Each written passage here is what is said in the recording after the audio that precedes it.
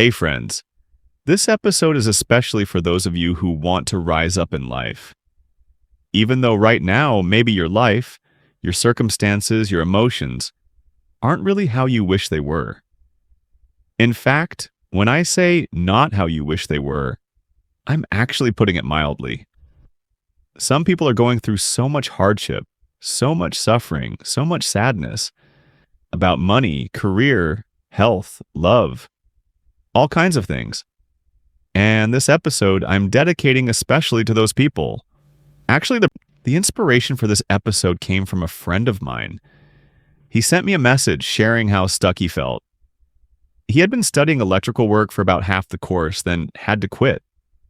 After work one day, he went in for a routine health check and found out he had tuberculosis. He had to stay home for treatment, and now he's just so down. No career, right? No career, no health. Stuck at home, feeling hopeless, as if everything is spiraling downward. So, what should he do? That's just one example of being stuck in life. There are so many other situations, like about career, family, and everything in between. So every time I read stories like this, I get really moved. That's why whenever I make an episode like this, my goal is always twofold. First, I want to support you emotionally, to let you know that I hear you. And second, I want to offer some solutions, some principles, some life rules and skills. Things you can use to help yourself rise up in life. To turn the situation around from negative to positive, from going downhill to moving upward, from completely losing faith in life to becoming someone full of hope, joy, health, and success. That's the mission I really hope I can accomplish in this episode. So, how do we deal with these moments when we feel stuck in life? For me personally, I have a little analogy, kind of a funny one, but I think it's actually very important, even life-saving for me. It's gotten me through so many tough times, so many hopeless seasons, those moments when it really was just me alone, pushing through, carrying the load, trying to keep my head above water in this vast, harsh ocean of life. Here's the analogy. When life feels hopeless, I look at the fridge. Now, this is the fun part, so listen closely. I came up with this idea and I still find it kind of funny. I look at the fridge. You know how in so many cooking videos online, both from here and from other countries, there's this common theme. Today, let's open the fridge. Whatever's left inside, that's what we'll cook. Right? I love watching those videos because they make dishes that sometimes aren't in any cookbook. Dishes entirely based on whatever's left in the fridge. And even though it's just an ordinary, almost lifeless object, I've learned such an important, meaningful, even philosophical lesson from this. A lot of people open the fridge, want to cook dish A, and immediately notice, oh, I'm missing this ingredient, and that other one too. So, I can't cook it. They look at the fridge and only see what's missing. But others open the fridge and think, all right, I've got a block of tofu, a couple of eggs, a chili pepper, some black pepper, a few green onions, a little cilantro, and some leftover rice. Okay, that's enough. They look at what's there and start imagining, I can make this dish. And from those leftovers, they can whip up a plate of fried rice that's absolutely delicious. So, what's the funny meaning behind the fridge? It's just like life. When we look at our life and say, I'm not happy because I'm missing this, missing that, missing the other thing, then we'll never be able to cook up a beautiful dish out of our own life. Because all we're focused on is what we don't have. And when we keep looking at what we don't have, how do we feel? We feel down. We start comparing ourselves to others, They have it, we don't. Of course, we feel frustrated, sad, even self-pity. Our self-esteem slowly drops. And when we look at the big picture of our life, it just seems to keep going downhill. What we don't realize is everyone has their own problems. And sometimes happiness in this very moment, right now, is incredibly important. It's just like being hungry, opening the fridge and asking, What do I have? And here's a really important tip for living happily. Don't keep thinking, my life is missing this, it's missing that. It's missing something else. Sure, everyone can see that. Everyone knows it, and it's easy to feel that way. If you're poor, you'll think, I don't have money. If you're single, you'll think, I don't have love. If you're sick, you'll think, I don't have health. But have you ever started looking at your life by asking a different question? And what's that question? What can I do with my life using what I already have? That question is so important. It's like looking into your fridge and seeing the ingredients you do have. And from that, you can create a one-of-a-kind dish that might not even exist anywhere else. And if you have a bit of cooking skill, you'll eat it and think, wow, that's delicious. You'll feel excited, and you'll enjoy the whole process of making it, even though you were missing some ingredients. Life is exactly like that. And here's the flip side. I keep saying this over and over because I want you to see it clearly. Let's say you open the fridge and you see that you're missing some ingredients. But now it's midnight, you're starving, and you start thinking, if only I had some meat, or if only I had some cheese, or if only I had spaghetti and tomato sauce, and so on and so on. And in the end, your stomach is growling. You're up until 2 or 3 in the morning, not sleeping because you're too upset, hungry, and exhausted. Meanwhile, the person who starts with the right question, that's how you should start your life. That's how you should begin your journey upward, step by step, with an important question.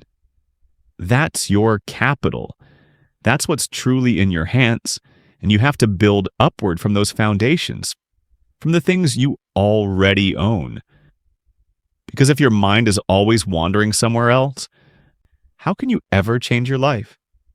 Now let's go back to the story of the young man I mentioned at the start, the one who sent me his message.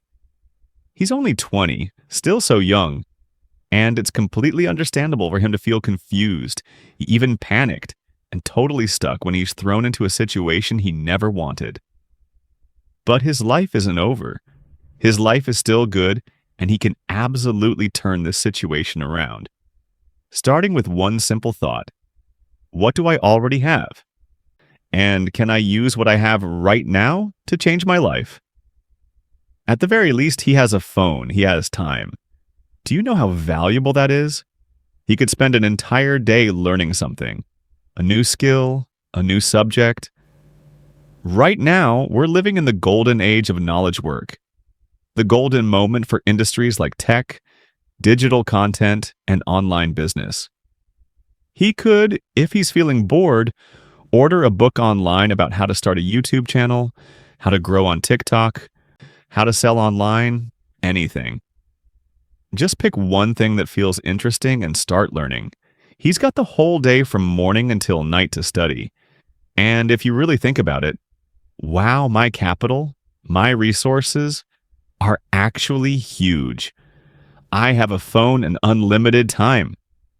That's a reason to be optimistic, because you have something that others might not have. With a high level of focus and intensity using your time well, in just 6 months, you could become an expert in something. Or, if you're not even sure what to do yet, you could simply search online. Legit work you can do from home. You'll find a huge list of jobs that are in demand right now. You could ask Google. You could ask ChatGPT. And just like that, like you're from sitting around all day feeling hopeless about your situation, you could turn that into a weapon, into capital, just by starting with one thought. What can I do with what I already have? And let's not forget, in his case, maybe he's home because of his illness. No one's yelling at him. No one's insulting him for being lazy.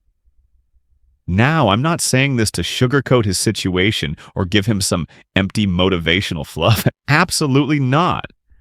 Anyone who knows his reality understands exactly how difficult it is. But we also have to be honest about this. If you keep sitting there, sad and stuck, what's the consequence? You'll get to 21, 22, 23, 24, 25 years old, and still have no skill, no career, nothing to show for it. Right now, he has an almost unlimited amount of free time to learn knowledge-based skills. Honestly, with 10 plus free hours a day, if you committed to learning programming, English, marketing, just pick one thing. Your speed of improvement would be insane. Like rocket to Mars level fast. Seriously. And when you look at your life that way, you realize, wow, I do have capital. I'm not completely broke in life. I actually have something to work with. And when you see that, you'll think, okay, maybe life isn't so bad after all. I've got something to start from. Once you have capital and you pour in sweat, effort, and time, you'll become skilled. That's just how it works. Life is full of examples of people who started from a place of disadvantage. Helen Keller couldn't even see, and yet she spoke. She inspired, she achieved. There's no shortage of such stories, so no, I'm not here to hand out toxic positivity, the kind where you just raise your hands to the sky, shout positive thinking, and then do nothing. I can't stand that. But I also don't like a purely negative, pessimistic mindset that treats your life as if it's already over. That's even more harmful. The important thing is balance. Being positive about something real and knowing how to use that positivity to actually change the course of your life. That's the key difference. And that's why I really wanted to include this part in the program. With all my heart, I wish him a fast recovery, and I hope he learns to use his capital, what he already has, to turn his life around. Accept your sadness, but don't spend the entire day in it. Learn to use what you have, the things that others don't have, or don't have as much as you do. And in this day and age, a single smartphone is like having a global university in your hands. There's no reason for any of us to remain ignorant in this era. The truth is, in recent years, I've gotten a lot of similar questions, especially from single mothers. These are women who often feel anger, resentment toward life, and sometimes even toward their own children. They ask me, what should I do now? And honestly, the basic principle is still the same as the fridge analogy. It's midnight, you're starving, and in your fridge, all you have are a few green onions, some soy sauce, a couple of chilies, and leftover rice. So what do? You make fried rice. Simple as that. Now, I know that in real life, some people's fridges are almost empty. And that's normal. But I'm talking in metaphors here. In reality, very few people's lives are truly down to just one onion. Most of the time, you'll still find a piece of meat, a few cloves of garlic, maybe a couple of eggs. Life is usually like that. So let's go back to these single mothers. Don't. And if you can't completely stop, at least reduce the habit of only focusing on what you don't have. Everyone knows you don't have a good husband. You don't have someone to whisper to you at night. You can't get proper sleep because your baby cries constantly. And why does your baby cry so much? Maybe during your pregnancy you were always angry. And of course that affects the child. Then after the baby's born, they cry all the time. You can't rest. Your hair falls out. Your appearance changes. You no longer look like you did before marriage. You've lost your peace because your marriage fell apart. You can't feel free to love someone new because now you carry the label of having been married before. I'm not saying these thoughts are always true or accurate. I'm simply describing the way many women in this situation see their own lives, the way they explain their reality to me. Reading messages like this, like who wouldn't empathize? Who wouldn't feel for them? But we can't stop at empathy and sympathy alone. Those feelings won't solve anything in the long run. Sometimes what we really need is a solution, and that solution begins with looking at your life through a different lens. What can I do with what I already have? It's different, right? You reflect on your life and realize, hey, I do have a job. I have a child. My health is okay for now. And from that perspective, If tonight no one's taking you out, no one's checking in on you, so what? You can sit down and play chess with your kid. And what's the meaning behind that? You're giving your child a childhood, giving them your presence. You're spending time together, laughing together, being happy together. You could play soccer, paint figurines, jump rope. Why not? Kids are incredibly healing. They don't just make you feel lighter and more energized. They actually teach you a lot of lessons if you're willing to learn from them. If you can truly enjoy spending time with children, you might find that you'd rather hang out with them than with adults, and it heals your soul more than you might expect. So why not do that? Why hand them an iPad while you sit on your phone, scrolling through endless online content, only to feel like your life is emptier by the end of the night? Because here's the thing. One has the iPad, the other has the phone. You're both under the same roof from 8 p.m. to midnight or 1 a.m., but you go through 4 or 5 straight hours without any real connection. And even though you're physically together, neither you nor your child ends up feeling any happier. Honestly, that's a real loss. Of course, I understand why people end up living like that, holding onto their phone with no real purpose, scrolling endlessly, wandering from one thing to another. It's a clear reflection of disappointment in life, of pain. Everyone can see it, everyone understands it, and everyone feels compassion for it. No one's out here criticizing that, really. But the truth is, it doesn't lift your life upward. And if someone cares about you, like I do, when I read something like that, I feel so much for you that I want to share my perspective. Sometimes when people hear it, they might feel it goes against their own point of view. And honestly, I don't expect too much from saying it, because even though I share this perspective purely for the listener's benefit, there's no guarantee they'll feel it's good for them. So, let's just call it fate. If we're in sync, maybe these methods can be helpful in your life. If not, maybe you'll find another method that works better for you. So let's come back to this one idea. We can absolutely be happy in a certain state, a certain period of time, a certain moment, if we start with what we already have. And this is powerful, almost magical. It's like light. Because if in a single hour you can be happy, that means you can't be unhappy in that very same hour, right? When one grows stronger, the other fades. So open your fridge. Whatever's left, eat that. You won't go hungry. And what does that teach us? Flexibility, learning, growth. Because those ingredients, they're not the perfect recipe for a restaurant meal. But that's okay.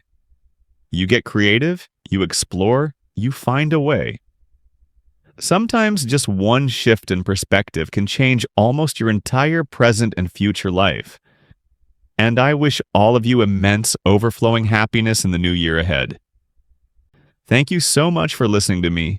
Thank you, and thank you again. I hope these words bring some kind of value to your life, to everyone who listens and watches this program. Goodbye for now, and I'll see you in the next episode.